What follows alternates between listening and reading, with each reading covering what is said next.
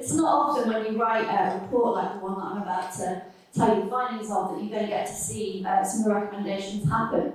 But this course was the kind of key recommendation of the report, and events like this were some of the things that we recommended should and hoped might come to pass. So it's really exciting to get to see the fruit of some of what I'm going to share. So the Growing Good report was, as I said, the kind of backdrop to this course. It was a piece of research that we did, which led to the development of this and to kind of some of the conversations that we're having today. And that started from the fact that there's a kind of paradox facing the Church of England. We started the research in 2017, and we'll go into kind of things that have changed since then, but a lot of the things haven't changed, remained fairly constant despite everything else that has gone on. And that's the paradox is that the country increasingly needs what the Church offers in material terms, in terms of social action, at least as much as it ever has done, but is less spiritually connected to that and culturally affiliated as well than it's ever been. We know that attendance and affiliation, however you want to measure it, have fallen in the last decade and a little bit beyond that. But in the same period, we've seen food banks and things like that become really rooted in our national socio-economic infrastructure. And there's a growth in all forms of social action like that, even before the pandemic and even before the cost of living crisis. So again, we started in 2017 when neither of those crises were even kind of imaginable, and yet this was still fairly acute. In 2019, 77% of parishes were involved in at least one form of social action. And so that's the paradox that we kind of started this research into, looking at the relationship between growth, social action, and discipleship. There's the numbers again. And so we did a mixed method piece of research combining qualitative and quantitative, so stories and statistics, to present a picture of the Church of England, what it is, but also what it might be. And again, that took place 2017 to 2020, and maybe in the Q&A later on we can get into what's changed since then, what is the same, but these are the findings as we found them at the end of 2020. So I'll start with the qualitative, that's the stories, that's the interviews, the conversations that we had. And over an 18-month period, we carried out over 350 interviews in 66 different parishes right across the country. It's the red dots that you can see hopefully on the map behind me, just to show you kind of how national it really was. And when we sampled them, when we picked which parishes we'd involve, the aim was always that anyone who looked at the list of parishes at the end or read the report would see their own parish context reflected more or less. It's really hard to condense 12,000 down to 66, but I think we did it well enough that no one could look at it and say, well, you didn't come to a church like mine. And that was the kind of aspiration that we had in terms of size, context, church tradition, demographic, growth trends. We didn't just go to churches that were growing, even though we were looking at growth, rural, urban, at least one in every diocese. It was really quite a comprehensive picture of the Church of England within those 66 contexts. And all of the research happened, as I said, before the pandemic. In fact, the final interview was the middle of December 2019, which was, it turned out fairly well timed. And the report I wrote in the first lockdown, and again, that was quite well timed in terms of there were no distractions, I had to just get on and write the thing. And we launched it in November 2020. And again, I launched it from my bedroom, so it's still exciting to me when I get to kind of be in a room and in the same room as people that I'm talking to about this, because for the first year of the research being out in the world, it was all sat at a desk in my bedroom on a screen, so this is still really nice to get to do. But in that time, it was really interesting to reflect on how much had been turned upside down since we started the project, and yet how much many of the findings were more rather than less relevant as a result. And that, I think, has been probably intensified by the cost of living crisis. There was a sense when we came to launch in 2020 of what might be when the pandemic was over, when the crisis was over. If you can think back to November 2020, that felt like a kind of tangible thing that we might be heading towards. And yet that sense of the crisis being over really hasn't come to pass yet, because we've emerged from that straight into another one. So when people were talking about the kind of realisation of some of this stuff after the pandemic, after the crisis, we're definitely not there yet, in a way that we maybe envisaged at the time. So, I'll run through the findings of the qualitative. From our analysis of all of the data, so all of the 350 interviews that we did, we found that social action is often a route to church growth in both numerical and spiritual terms. So we weren't just looking at growing bigger, we were also interested in growing stronger, wider, deeper, younger in some places, more representative of the community, and a whole range of different ways of growth. It's not to suggest there is one magic way to grow a church. We weren't saying there's an equation in which you do X social action projects and you get Y growth, much as that might be what a lot of people would quite like it to be. But we did identify a set of characteristics of the congregations that are growing in number and going deeper in discipleship through their engagement with their community in social action. And there are 6 of these, which I'll just run through. And the first of these is presence. So the church grows in number, but also in depth when it's present in and connected to its local area. And that is displayed often through its social action. It's that oft-repeated gift of the Church of England, isn't it, that it has a presence in every community. But we found it's not only important that the church has that presence, but also that it's known. It matters not only that the church is present and doing good and doing social action, but also that people are aware of it. Not in a marketing sense, but just in the sense that if people don't know it's happening, then how can they engage with it? And in a number of the case studies, the growth of the church began from the point of communicating that the church was still open when residents had assumed it was not. And that's not a comment about during the lockdowns, that's prior to that, a church building that looked like it was shut and people assumed there was nothing happening there. You can have all the life in the world happening inside a building, and if you don't realise it's happening when you walk past, then there's something potentially going wrong. And being a presence in every community also requires courageous commitment, we found, to places where that's not so easy. So persisting, for example, in funding a church or in resourcing something in a place where growth isn't happening or where it isn't happening yet, and often where other churches and other organisations have left the place, but having faith that it's worth it. This is a brilliant quote from the report about how sometimes victory looks like staying, and that's really stuck with me since I heard that the first time. And that brings me nicely to the second of the characteristics, which is perseverance. And again, if the community, the church community's presence in a place remains important despite everything we know about national trends, affiliation and decline, then the perseverance and the long-term nature of that is a really important reason why.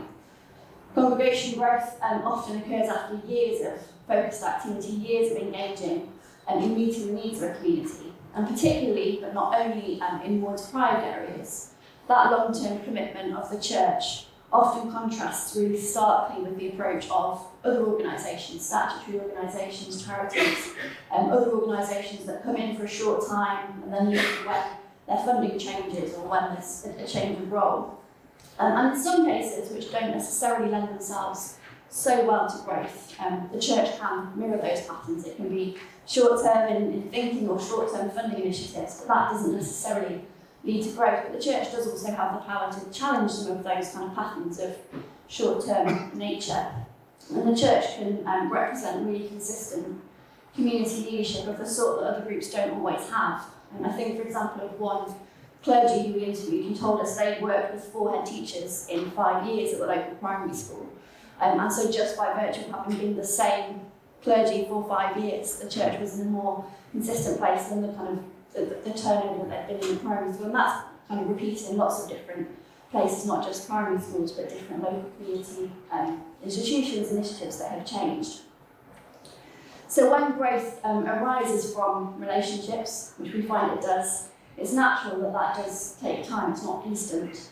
Statistical measures of church growth that kind of equate the church with the weekly congregation don't necessarily capture the groundwork and the investment in someone's life prior to that point. If you only count them when they're there on a Sunday, actually that's not normally the point at which their relationship with the church or with a member of the church has begun.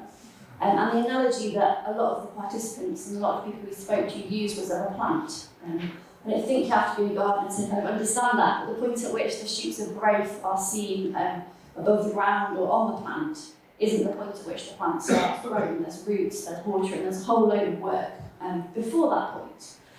And similarly, the point at which the church growth maybe shows up on the numbers or is counted somewhere isn't necessarily the place at which the church begins to grow, and it's definitely not the point at which the work begins.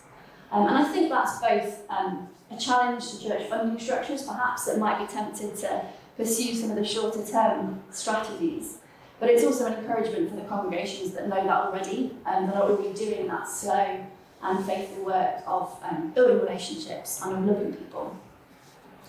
And the next two characteristics I'll talk about together.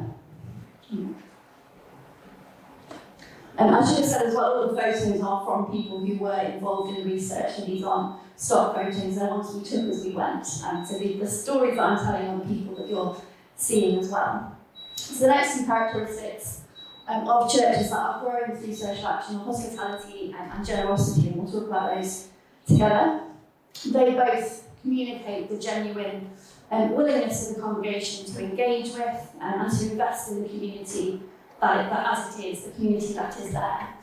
And that's about congregational culture and the way social action happens as much as what happens. So it's not about whether you're doing a food bank or a cafe or whatever the activity is, it's about how it happens. We heard the example of a church that has grown through extending the coffee that they have after midweek service to be a coffee morning and an act of hospitality for the whole community. That's not setting up an entire new cafe, that's saying we're already there having a coffee on a Wednesday morning, why don't we make that an act of hospitality?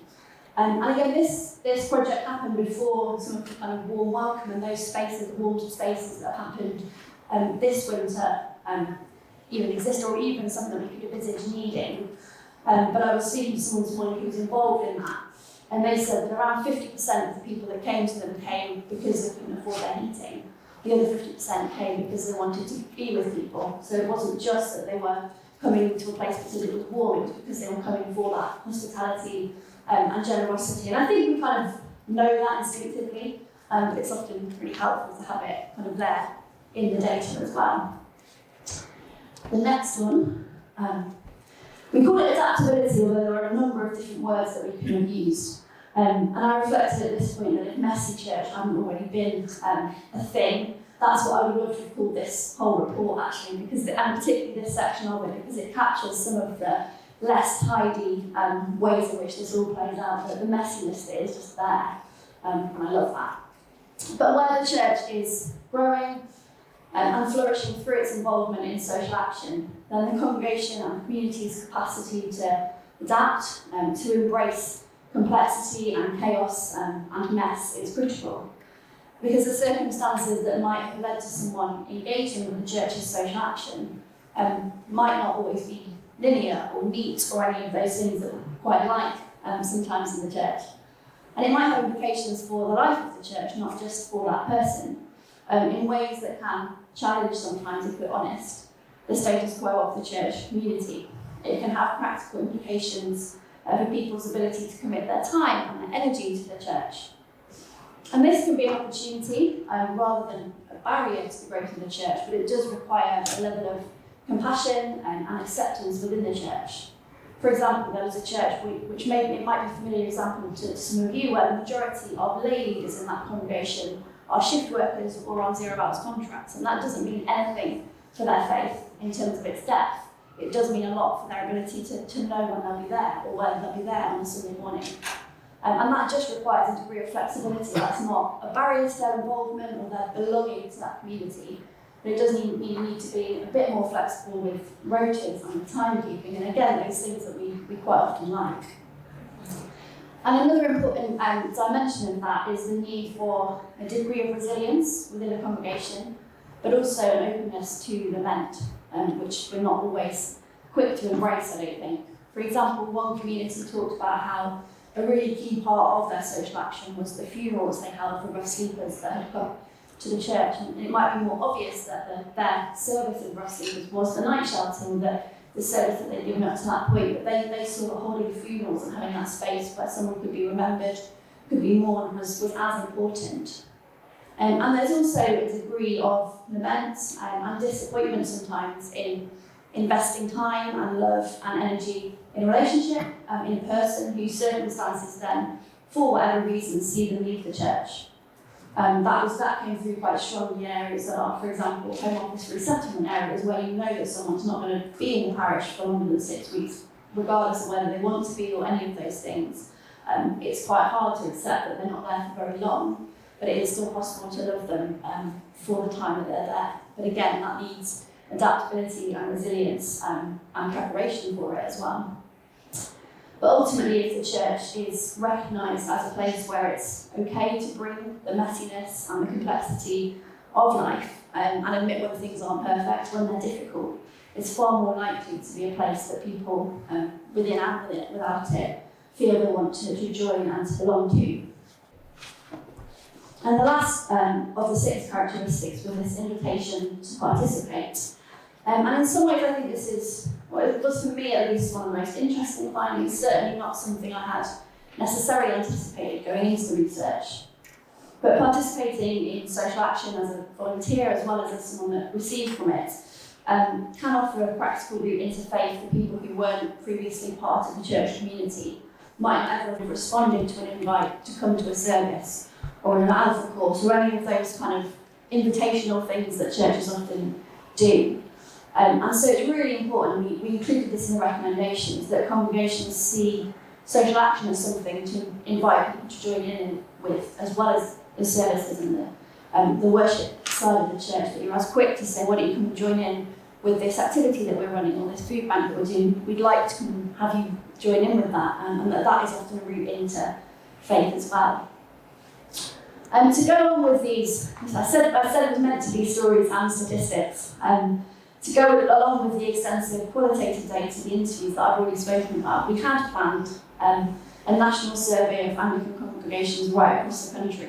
And the point at which that was about to happen was the point at which congregations stopped meeting on a Sunday, and all of that kind of fell apart.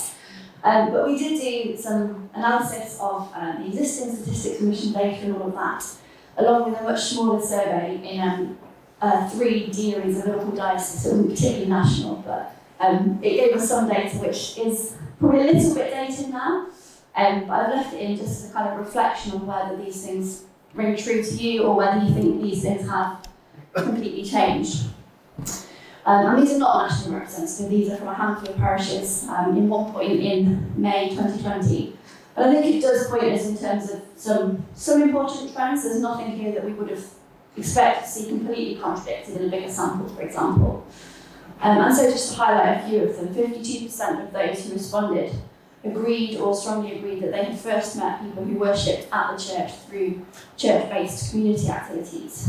82% agreed or strongly agreed that their church's community action had brought people from the existing congregation and the wider community together.